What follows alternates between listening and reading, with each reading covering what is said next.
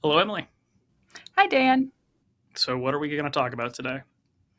The importance of storytelling, navigating sensitive topics, and the efficacy of side hustles.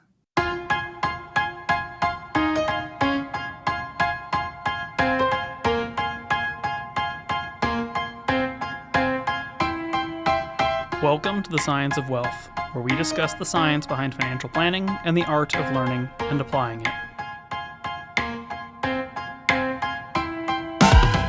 Okay, you would like me to story tell a sensitive topic about side hustles. We can try. I can try to wind all these together.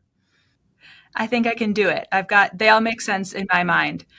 But starting with the storytelling one, there's kind of two pieces or elements to that one. The first part for me being when we're connecting with clients is kind of what I want to go into first. It's I mean, we've talked about it in previous episodes, but like having trust with your advisor and someone that you just met is tough. And I think an important element of building trust and getting to know somebody, especially in the beginning stages, is storytelling, both when we talk to them and when they talk to us. Yeah, I mean, it's an interesting piece because a lot of financial topics are very esoteric and hard to follow on a fundamental level. So we're very prone to the use of metaphors and stories and examples to try to kind of illustrate or explain particular issues or items. I'm very, very fond, for example, of the Chesty Puller Chosin Reservoir story as far as trying to explain, like, look, your financial situation is your financial situation, and we're going to have to just win with the things that we have. And that's something that sort of comes down to just a fundamental thing. A lot of people feel sort of insecure or lost around finances because they don't get a formal education in it.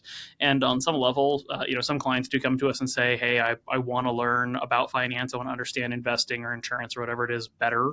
But by extension from that, often, though we try to educate our clients and make sure they have a healthy understanding of what we're doing, often it's enough for them to just have a conceptual grasp rather than trying to spend a ton of time really getting into the nitty gritty details of, covariance between assets and so on.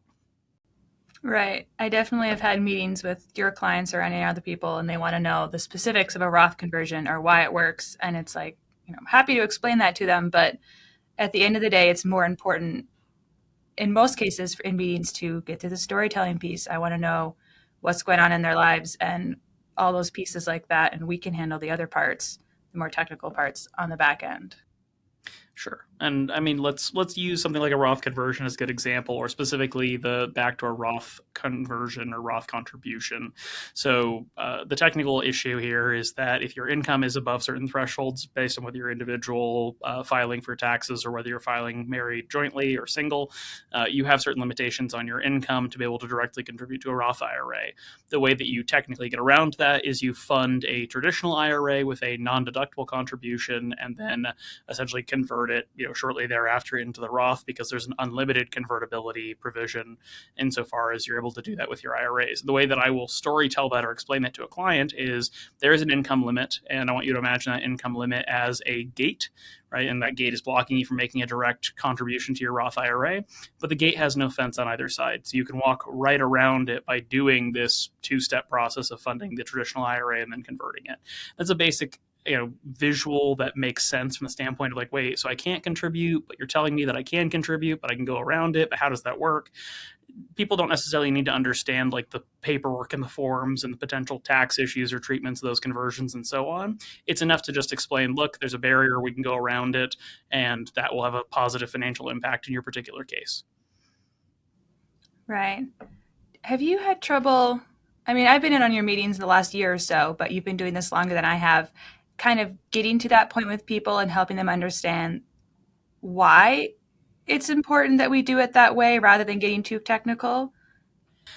On some level, I sort of try to think of any conversation in financial planning as being best when we spend the least amount of time talking about the actual financial things.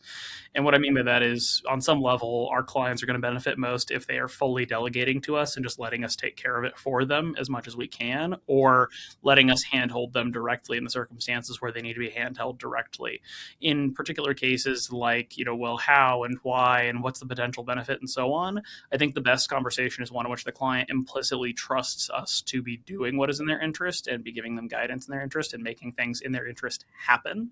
And I think if we spend a lot of time on the nitty gritty details, that detracts from the value we provide, A, because it's not necessarily going to make a difference. They're either going to take our advice or not take our advice, or let us do the thing or not let us do the thing. But also on some level, the back to storytelling, the example I always try to bring up in this particular question is, imagine going to any surgeon for a brain surgery, heart surgery, whatever it is, and it's on you, right? And you might ask your doctor 25 questions, and you might Google the heck out of it, and you might really, really, really want to do your due diligence around what this procedure is, how it's going to benefit you, what the risks and complications are, what the recovery time is going to be, all of that. And all of that knowledge is comforting potentially. It helps you inform a decision on your part to say yes. But when the time comes, you are going to have to say yes, and you're going to have to trust that they do it correctly for you, because you can't actually influence the outcome. You have to trust this professional to know what they're doing, to have made the right recommendation, and to have that positive impact on your life. And so that's where I again sort of say an ideal financial planning conversation is one in which the technical details essentially never come up. Is that why you have our meetings structured the way you do? I mean, as I've been working under you and learning under you, the initial consult specifically, we never talk numbers. We never have them bring in statements or information. I've had a lot of people that book say, what do I need to prepare for this first meeting with you guys? What should I bring? And the answer is always nothing. And we don't talk about specifics at all. Is that kind of to set the tone in the beginning? That's part of it. There's a really significant amount of value also in just spending the time to get to know this person as a person. I think a lot of people are used to being listened to, but not being heard. And often a initial planning consultation and the conversations thereof might be quite literally the first time somebody has actually just sat down and listened to somebody tell their story in months or years or even in their entire lives, in a way, because we don't know this person usually, right? We get referrals and occasionally like friends or family members or whatever the case is come and work with us. But the vast majority of people we talk to in an initial consultation, we have no context for. And so not only do they benefit by getting to tell their story and actually have that be heard and absorbed by somebody, but it's also very beneficial for us in that getting to know the client phase. And people think, it's a finance conversation. I need to bring statements and documents and, have all my numbers organized and so on. But I found, number one, most people don't really have those things very well organized in the first place. So it's lovely of them to want to bring it and share it with us. But on some level, it may not give us the full picture we would otherwise desire. But also it becomes a distraction, right? When the conversation, and you've seen this, when the conversation becomes a conversation about really specific accounts or specific investments or specific insurance policies, et cetera, the ability to make a human connection kind of falls off a cliff in the conversation, because now we're getting sucked into this statement that they're putting in front of us. But also, there's no value we can deliver in that conversation directly, in the sense that, like, if you give me your statements, your documents, your balances, whatever the case is, I can see it, but I can't evaluate it fully. I don't have all the information I would need to make a good recommendation for you. And so all I can do is become more curious about this data you're giving me. But on some level, I'm now failing to spend the time getting to understand your story and building a connection with you. And in turn, you can see me like pour over the statements of the sheets or whatever it is, but you're not building a human connection with me as you see the top of my head and I look down at the paper. So I think it's much more beneficial in those initial conversations to spend the time getting to know this person, and in turn, trying to avoid the nitty-gritty details, because if we can build trust, we'll get to the details. But if we can't build trust, it doesn't matter how many details you put in front of me, we're not going to end up moving forward. Right. I suppose that's why I really enjoy the initial consult. I like learning about people's families and where they're from and what they want to do on their vacations and everything. And I don't think we even get as deep as some other people. I was listening to Carl Richards' podcast the other day. I know you listen to him too, but he was talking about what questions he asks people. And he was getting even deeper, like, what's your first memory of money and things like that, and like really trying to connect with people. Do you find that a lot of other planners in this space take the same approach when they're first getting to know people? Unfortunately, no, but there's, I think, a pretty strong divide between sort of two camps. One camp is sort of the minority, and one camp is the majority. And ironically, we fall into the minority here. The minority are people who would fall into more of what in the industry is called like a life planning approach, whether it's a formal life planning or some variation thereof, where it really is about helping a client achieve or attain a form of self actualization through financial planning, right? Sort of in a Maslow's hierarchy of needs. We're going to help satisfy all of their financial needs such that it allows them to thrive as an individual or as a household or a family, whatever the case is. The majority of the industry is very transactional, and in that, I often will bifurcate the term financial advisor and financial planner. I think most financial planners will go about it our way. I think the majority of financial advisors will go about it in a very transactional way where, hey, if you bring a statement to this meeting, we can open an account for you while you're in this initial conversation. We can sign an agreement and we can start a transfer process. You can invest some money and you'll never have to see us again. We'll just get it all done in the next half hour. And that's a very results oriented approach. And clearly, there's a demand for that because that is the majority of the industry. But on some level, what we then typically see is that that's a very transactional relationship. It doesn't involve real financial planning. And by extension from that, the balance is that many people think they've engaged with a financial planner or gotten a financial plan, but really all they've gotten was a warm handshake, a cup of coffee, and some account paperwork.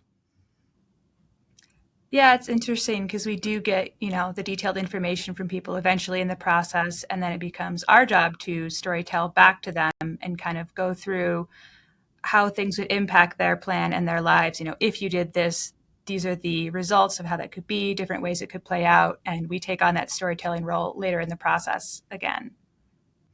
Well, and the interesting thing about that is back to sort of being detail avoidant in the conversation. Often, what that's going to boil down to for a client is you will be okay. Right, many clients come to us, and as the analogy goes, as the story goes, right, they're able to swim, they're not drowning, and they're not going to drown. They're maybe not swimming competitively, but they're going to be okay whether they work with us or not. It's just they could do a lot better. And in that sense, it becomes a conversation and a storytelling opportunity around permission to do what you want without money being the limiting factor. That's not to say that we're suddenly giving people lottery winnings and they can buy and spend whatever they want. But within the context of their lives, often that level of uncertainty about the future leads them to a place where they don't find themselves willing or able to make investments in their quality of life or to have certain experiences. Or in turn, they're unaware, right? If things are on the bad side of things, they're unaware that they're on a collision course with catastrophe. And so it becomes an opportunity to show them, hey, you are on a bad path, but by making these adjustments and changes, you will be in a much better place. And that just becomes part of the storytelling element because a lot of people, are living obviously in the present and they understand their past to a decent extent, but the future is very uncertain. And something that we can give is not perfect clarity because we don't have working crystal balls, but we can give them a very healthy understanding of the amount of permission or the necessity of certain decisions ahead of them. Sure. I see a lot of meetings telling people, not even necessarily the specific numbers, although you've showed them to them, but more so like, hey, yeah, you can go on this trip with your son that you've always wanted to go on or something, because that's more what they're needing to hear than looking at spreadsheets. It's more reassuring to them, it seems like, when you've applied it to their actual life. Because at the end of the day, money is sort of a weird way that we sometimes keep score, and that's where I like my analogy that money is permission. If we have enough permission, then it's permission that we can spend however we like. And in turn, some people have a hard time spending it. But the point I'll make here is, look, if you save all your life and you invest all your life and you don't spend your permission, somebody else will. Right, it'll be something that you either donate or leave behind to somebody else, and maybe that's what you want to do. But I think given a choice between have a lot of money and never use it, or the amount of money doesn't matter, but live your life in accordance with your values and purpose and the things you want out of life, I think pretty much everybody's going to pick that second choice. Yeah. So it's kind of a fun conversation to have with them when you can tell them that. Which leads me to my next transition. When it's a less fun conversation to have, as of today, we're recording this. Yesterday was election day, and I'm not going to get into personal politics at all, but it does kind of remind me of having to have sensitive conversations with people and the best way to navigate that can be a little bit tough sometimes. Yeah, that the election does provide a pretty good example, and we've talked in the podcast before, and we've written on the blog many times before that for every person who wanted the election to go one way, somebody else wanted it to go the other way. And for everybody who thinks that the apocalypse is going to happen if it goes one way, somebody on the other side thinks that the apocalypse is also going to happen if it goes the other way. There's always this two sides issue. But sensitive issues like elections or the results of them are something we deal with. Not everybody lives a cookie cutter nuclear family idyllic life. Many people deal with all sorts of adversity, whether it's the dynamics of their family, the health of them, their own health or family members' health or somebody they're responsible for. And things like political issues, economic issues, et cetera, impact different people in different ways. And the byproduct of that in conversations with clients is that at the end of the day, we as financial planners are not here to pass judgments. We have opinions, right? We can think that things are good or bad, for a client in financial terms or just in personal terms. We can agree or disagree with how they spend their money, where they allocate their money, what they want to invest in or don't want to invest in. But as financial planners, as professionals, our job is fundamentally to help clients obtain the life they want in whatever way is significant to them. For some people, that's just having a great, enjoyable, wonderful life. For other people, it's providing for their family. For other people, it's taking care of a loved one in need. And those variations are impacted by a huge variety of things. So we have conversations about pretty much every sensitive topic you can think of, right? Whether we're having children, whether we can't have children, whether we want to get married, don't want to get married, whether we want to leave our spouse or be with them forever, whether we want to take care of a parent or whether we don't want to be responsible for that parent when they get to a certain age or a certain level of health and need.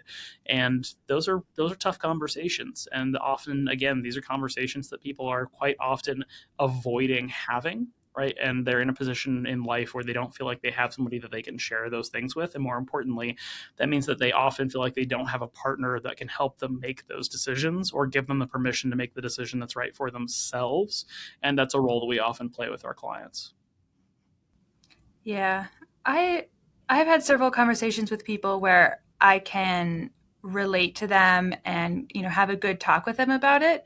But I find if they have a differing opinion, I occasionally worry that I'm not connecting with them nearly as much if you're holding back your own opinions.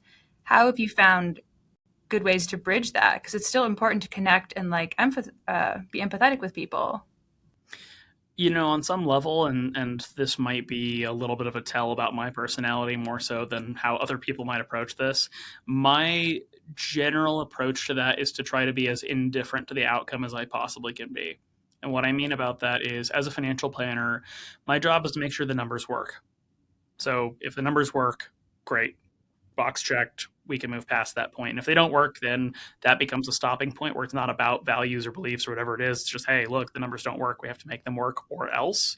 So assuming the numbers work, then at that point, my job on the technical side is done. What you then have as a client is permission to make those decisions or say yes, say no, to do the thing or not do the thing, whatever it is. And at that point, my job is to act as the permission giver to do the thing that you want to do. And in that particular respect, regardless of kind of how emotional or sensitive or challenging, whatever your particular topic or issue is, that's okay. Because I'm not here to judge you for it or tell you it's good, bad, or otherwise. I'm here to support you in doing that thing. I'm here to give you permission to make the decision that's right for you in that case. That makes a lot of sense for practical things and political issues, especially. I feel like things like money scripts maybe could seep in just because we're not always as aware of them. Everyone knows which way they're voting and how they feel about issues, but money scripts, sometimes you're not even aware that you have. How do you keep those out of conversation? Well, first of all, everybody has money scripts and everybody has biases, so I'm not going to sit here and say I'm just an unbiased third party. I clearly have, as a financial planner, a preference, again, as I just said, that the numbers have to work. But there's a person out there who doesn't care if the numbers work, who will make decisions regardless of the math and will simply live with the consequences, right? The consequences don't outweigh the benefits of ignoring the math and just doing whatever they want. In the context then of money scripts, and I can just say, having taken the KMSI, I have a slightly elevated money script for money vigilance, which is very common in financial planners, right? We are good about paying attention to money, and otherwise I don't really score high in any particular dimension. The trick with money scripts is that it's not about scoring a 0 and you're perfect and scoring a 3, 5, whatever, and suddenly that's horrific. It's about having balance. So if you have, for example, a high too high of a money vigilance script, then you're going to have a hard time spending money. Conversely, if you have no money vigilant script, you will just throw money away effectively. You will just spend money on anything and never really care about the outcomes. And the same sort of thing applies on both ends of the spectrum. The trick is identifying what your clients' money scripts are, right? What behaviors they're exhibiting, and kind of where issues can creep in on either side of that spectrum, and simply supporting them to either, whatever the issue is, right? Spend the money, not spend the money, save the money, not save as much money, whatever is appropriate for them in those particular contexts. But we're not therapists. We're not here to modify their behavior in the sense that we're going to have a therapeutic intervention and we're going to change their personality wholesale. It's about saying, hey, you are where you are. I'm here to help you live that best life in whatever way you will feel most comfortable in doing so, but also in a way that is, again, just by the numbers, going to work out. I guess that's why I rarely hear you tell people you need to spend less. That's not usually advice you give out because people are the way they are. They are, I think there's two things to as an audience member understand about that particular example, though.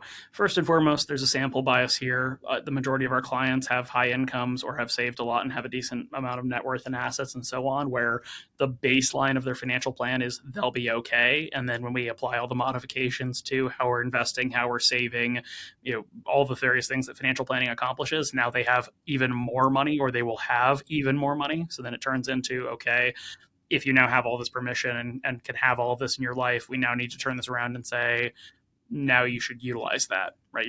Otherwise you're going to die with $49 million, and back to the permission thing. If you don't spend it, somebody else will. The second thing to contemplate in that is not related to the outcomes so much as just looking at clients and understanding clients are who they are. They've spent years or decades building certain money habits, a certain quality of life, cost of living, et cetera. So one of the hardest things to do in a financial planning context is to tell somebody outright, spend less. It's just hard. Some people have very specific ways they track their spending. They use budgeting apps and that sort of thing, and that helps them really keep an eye on the numbers. But most of us just sort of have an implicit understanding of what we can afford and what we can't afford. So, for example, somebody here in Longmont might have an income that says, hey, I can afford to eat at Chipotle a couple times a week. Right? It's $8, $9, $10, and that's a small enough amount that I just know implicitly that I can afford to do that. Somebody else might say, I can afford to eat at the Roost or the Pump House, a couple times a week, or any restaurant of similar cost or quality, and that's okay. But I couldn't afford to eat at Martini's or Sugar Beet because that's just a little too rich for my blood, as the expression goes. We all just sort of have this implicit understanding of what is or isn't affordable. Right? I can afford to fly coach, or I can afford to fly economy plus or first class, or conversely, I have to price shop because I just need to get the cheapest flight to where I'm going.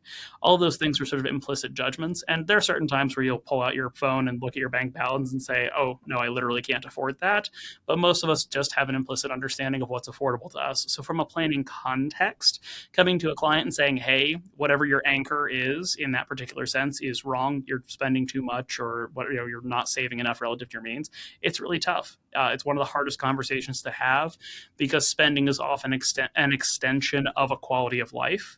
And so by saying spend less, we're often putting clients in a position to not enjoy their current quality of life. And there's little nitpicky things, right? We can say, hey, you have too much insurance over here, or you're saving too much. You don't actually need to save that much. You can afford to spend that money instead of saving it. Or, hey, if we just go through your transactions, we see that you've got, 19 different streaming subscriptions, and I'll bet you haven't watched half of them in the last 6 months. Maybe we can cut those until the next season of whatever comes out, and you want to get that one back.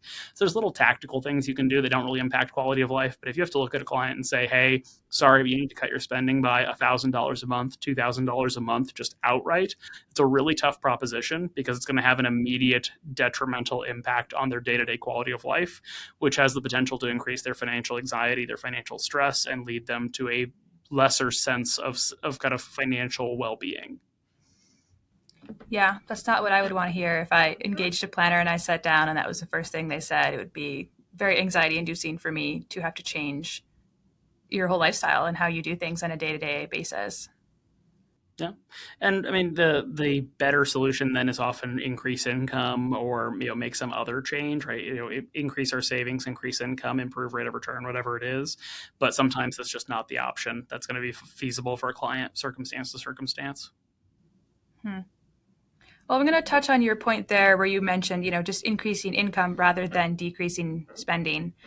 We have plenty of people that come in and they either are wanting to do kind of a side hustle thing or monetize a hobby or do their own thing. They have a lot of vague ideas sometimes in an attempt to increase their income.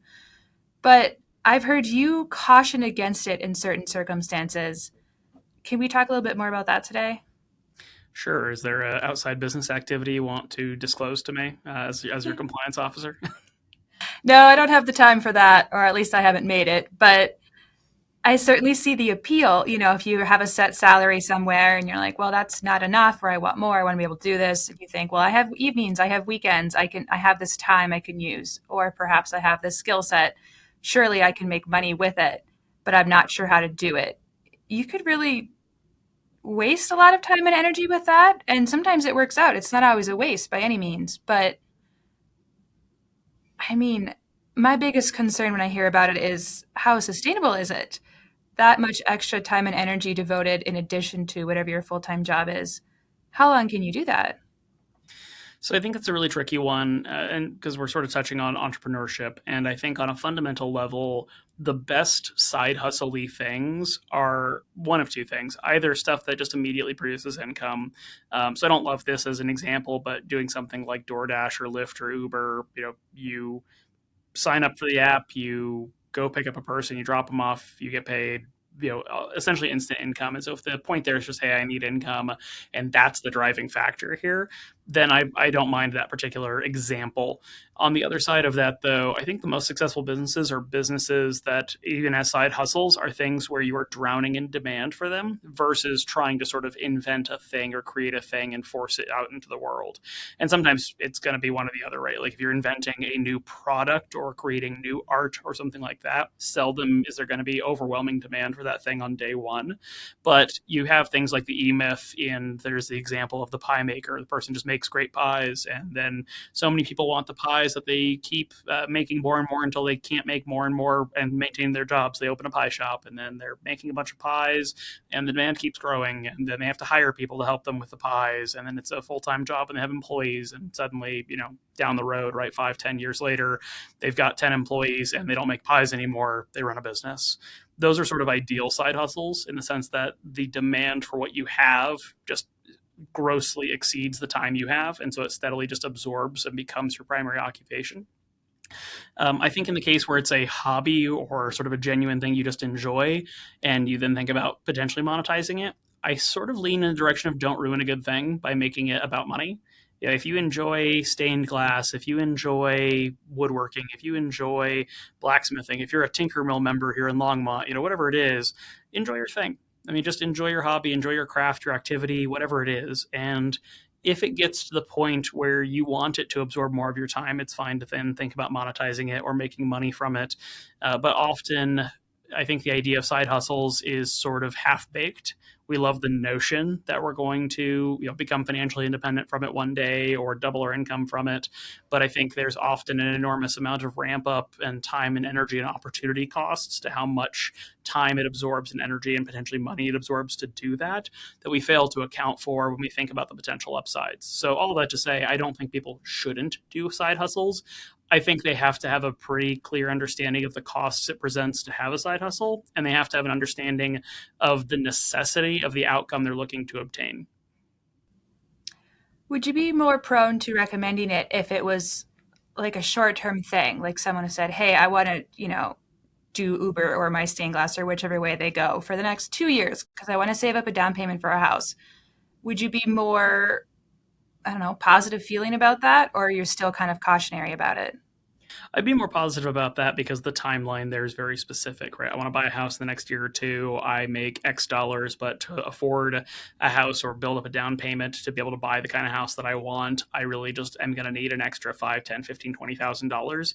So I'm going to grind for it. I'm going to do the Uber, DoorDash, Lyft type stuff and just make extra money for a while to help build that savings. That's fine because there's a specific objective. It's measurable. There's a particular timeline, and we can make a reasonable assessment of how much money we need to make that happen, and can then assess the potential channels for doing that.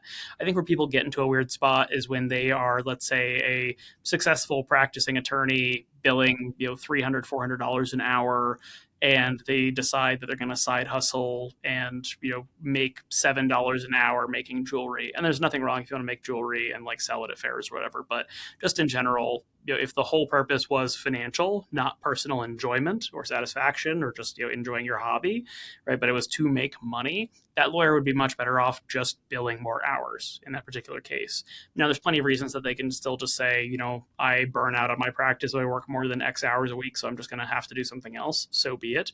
But I think a lot of people forget the value of their time if they had just kept their job or kept working, then making that transition to entrepreneurship.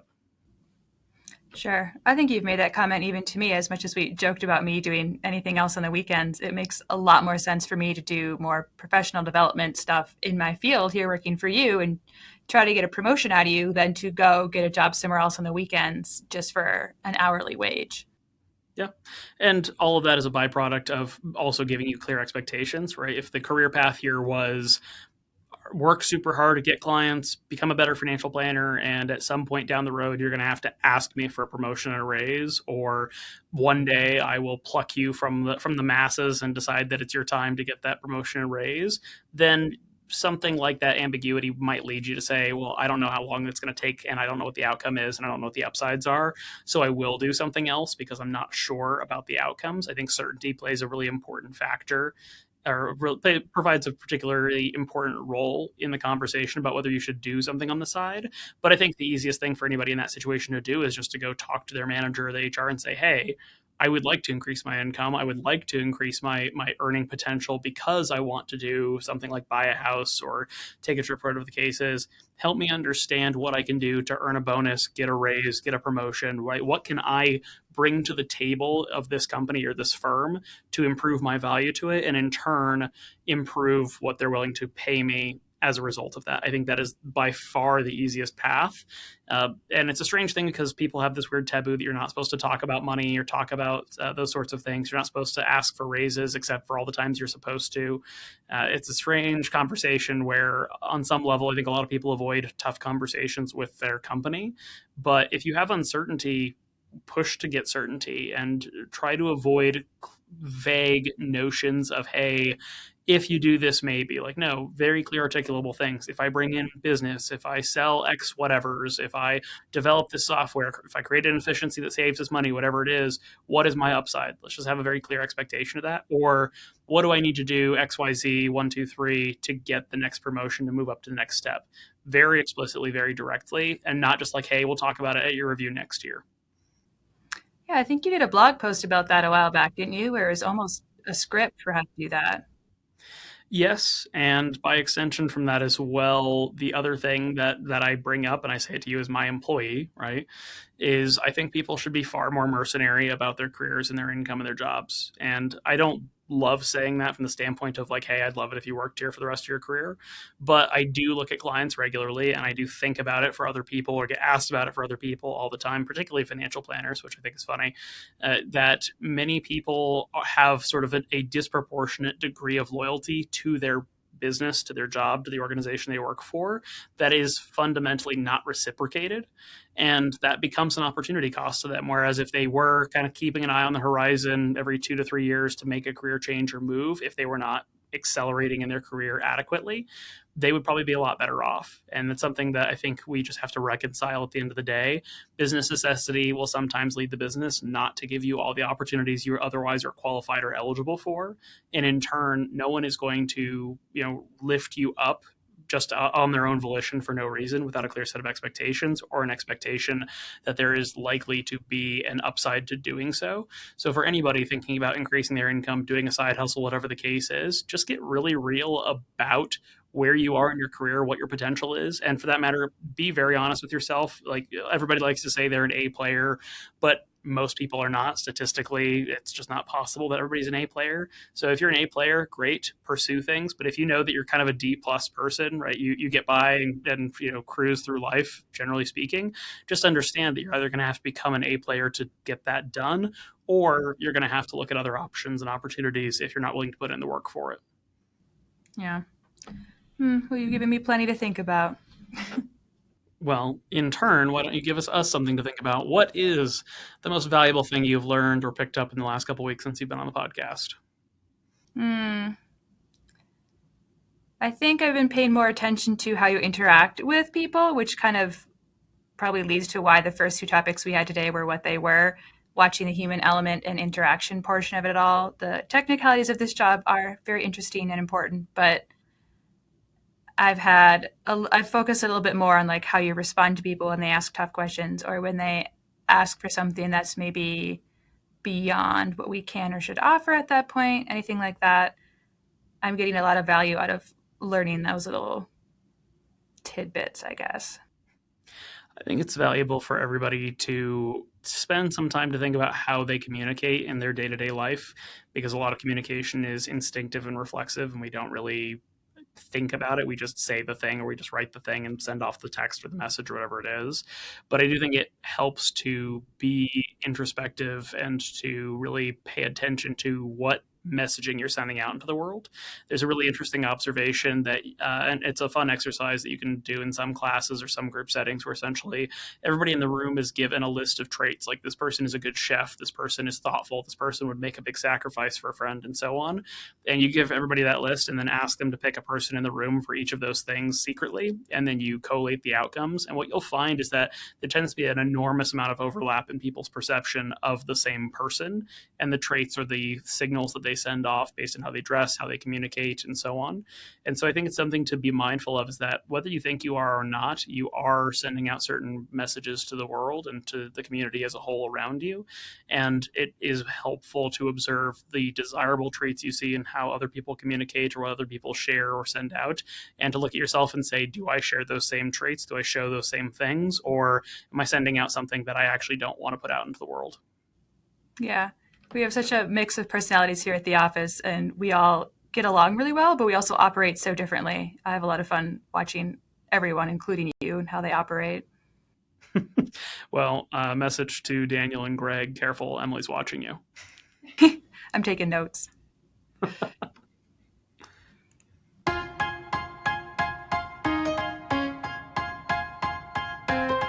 The Science of Wealth is produced by My Wealth Planners, a registered investment advisor in Colorado. The theme song is This Is Your Time by Dan Phillips.